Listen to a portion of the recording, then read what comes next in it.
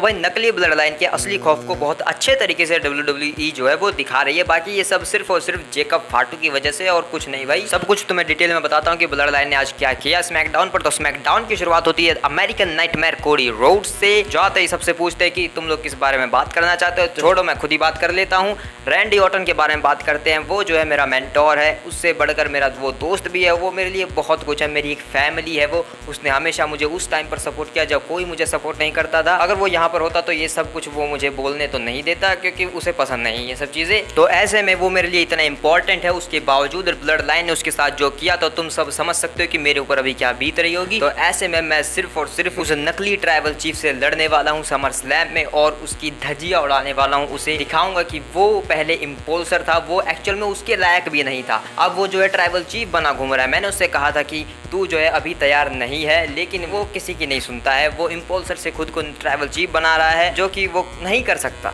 और summer slam में वो मुझसे लड़ने आ रहा है इस टाइटल के लिए, जिस टाइटल को वो कभी मेरे पास आने भी नहीं दे रहा था। उसकी वजह से मैं अपने मैचेस हारा हूँ। लेकिन भाई तभी यहाँ पर 8 डाउन अंडर आ जाते हैं और वो आकर कहने लगते हैं कि तुम वो इंसान हो जिसकी वजह से जेकब फाटू ने आकर हमें तोड़ दिया पिछले हफ्ते।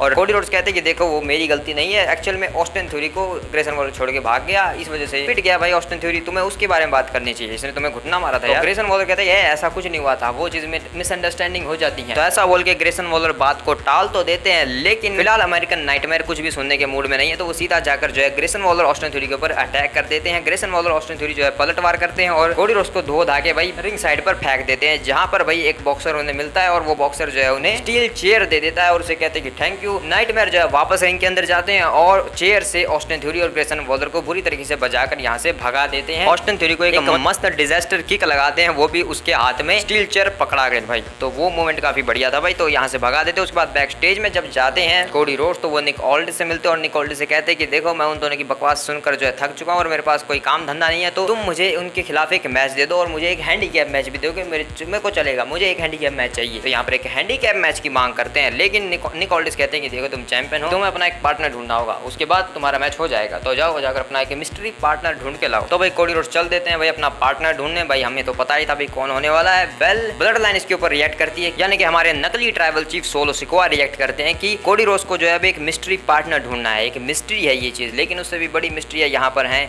ब्लड लाइन में कि ट्राइबल चीफ मैं हूँ, और उससे भी बड़ी मिस्ट्री यहाँ पर बहुत सारी हैं। लेकिन असल बात तो ये मिस्ट्री है कि उस मिस्ट्री पार्टनर में कोई मिस्ट्री है ही नहीं। अगर वो कोई मिस्ट्री पार्टनर बनता है कोडी रोड्स का तो उसे ब्लड लाइन से पंगा लिया है, इसका मतलब उसे ब्लड लाइन से लड़ना होगा, वो ब्लड लाइन के खिलाफ जाएगा। तो ऐसे में कोई भी उसका दोस्त नहीं बनेगा। अगर ऐसा हुआ उसका पार्टनर बनता है तो वो ब्लड लाइन के आदेशों की तौहीन होगी। और ये मेरा आदेश है ट्राइबल चीफ का, सोलो सिकोआ का। वो मैच एक हैंडीकैप मैच ही होना चाहिए आज रात, यही सबसे बेटर चीज होगी। उसके बाद भाई उला फला पहना देते हैं जेकब फाटू नकली ट्राइबल चीफ सोलो सिकोआ को। देन शो के ऊपर मेन इवेंट में ये मैच होने वाला है एक मिस्ट्री पार्टनर के साथ।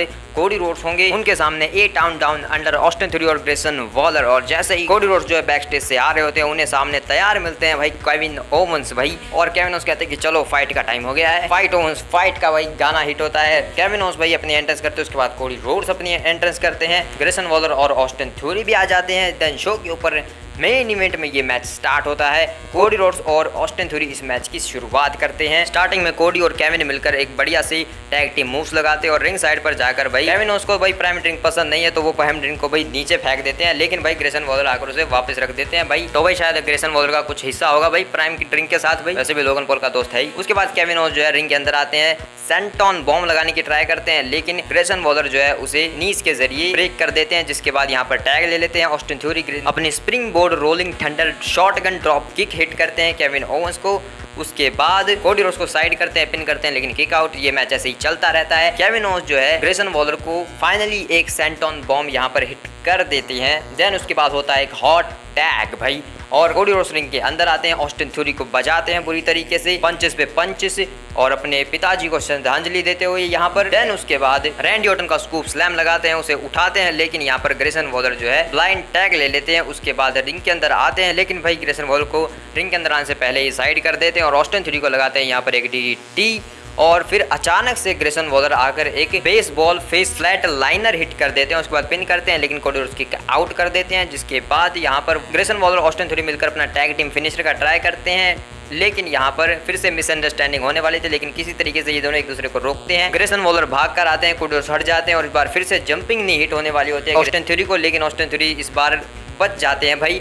लेकिन कोडी रोड्स आकर यहाँ पर कोडी कटर लगा देते हैं और ग्रेसन वॉलर हट जाते हैं भाई, और कोडी कटर जो है लगने देते हैं वो ग्रेसन ऑस्टिन थ्योरी को। उसके बाद केविन ओवेंस आते हैं, टर्नर लगाते हैं और कोडी रोड्स जो है ऑस्टिन थ्योरी को यहाँ पर अपना फाइनल मूव क्रॉस रोड्स लगाकर पिन करते हैं। 1 2 3 इस मैच को जीत जाते हैं और सेलिब्रेट कर रहे होते हैं कि तभी यहाँ पर ब्लड लाइन आ जाती है, लेकिन उनके साथ जो है जेकब फाटू नहीं होते हैं। तो कोडी रोड्स जो है मौके का फायदा उठाकर सीधा उनके ऊपर सुसाइड डाइव लगा देते हैं और यहाँ पर ये ब्रॉल स्टार्ट हो जाता है। रिंग के अंदर तामा लोआ और केविन ओवेंस के बीच फाइट हो रही होती है, जहाँ पर केविन ओवेंस जो है भाई यहाँ पर चीप शॉट का इस्तेमाल करते हैं। रैंडी ऑर्टन के साथ रहने का नतीजा है भाई और कुछ नहीं। रिंग के बाहर भाई रिंग साइड पर अनाउंसर्स टेबल को सजाते हैं केविन ओवेंस, ताकि वो सोलो सिकोआ के साथ वही कर सके जो उन्होंने रैंडी ऑर्टन के साथ किया है ब्लड लाइन ने। लेकिन यहाँ पर फाइनली जेकब फाटू आ जाते हैं और केविन ओवेंस को एक सुपर किक लगाते हैं। कोडी रोड्स को स्टील स्टेप्स में फेंक देते हैं, उसके बाद केविन ओवेंस को एक और सुपर किक लगाकर रिंग के अंदर फेंक देते हैं और यहाँ पर भाई उसे मार मार कर कहते हैं कि तेरी हिम्मत कैसे हुई मेरे ट्राइबल चीफ के आदेशों की तौहीन करने की, तू हमेशा ही ऐसा करता है, हमेशा मेरे ट्राइबल चीफ के साथ तू ऐसा ही करता है। भाई वो कहते हैं कि हमेशा, यानी कि वो रोमन रेंस को भी यहाँ पर